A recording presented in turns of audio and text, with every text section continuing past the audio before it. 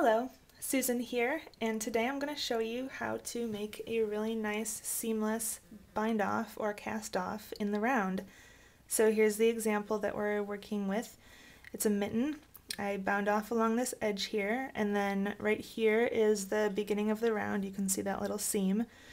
But when you look at my bind off, you don't see a seam, right? You have this nice little row of V-shaped stitches that are in the bind off, and they're just marching right across here without any join or indication of where the edge was.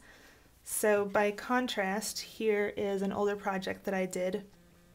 Again, you see this nice line of V-shaped bind off stitches here, but when I get to the end, I have just this random straight piece of yarn coming out, right, that I sort of tried to tuck in anywhere that I could, but it does not continue that nice seamless line, right? You can tell where the edge is. So today we're going to talk about a technique to fix that.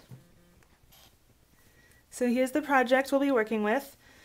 You can see I bound off along the edge here, and then when you get to the last stitch, just like normal, you're going to cut your yarn, you're going to pull the loose yarn tail through that last stitch and then put it on a tapestry needle.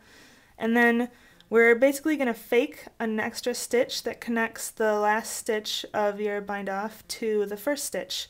So again, you see how the bind off results in these nice little V-shaped stitches marching along, each one coming out of the previous one. So we're going to create a new stitch that comes out of the last stitch and joins around the first bind off stitch. So basically, it's pretty simple.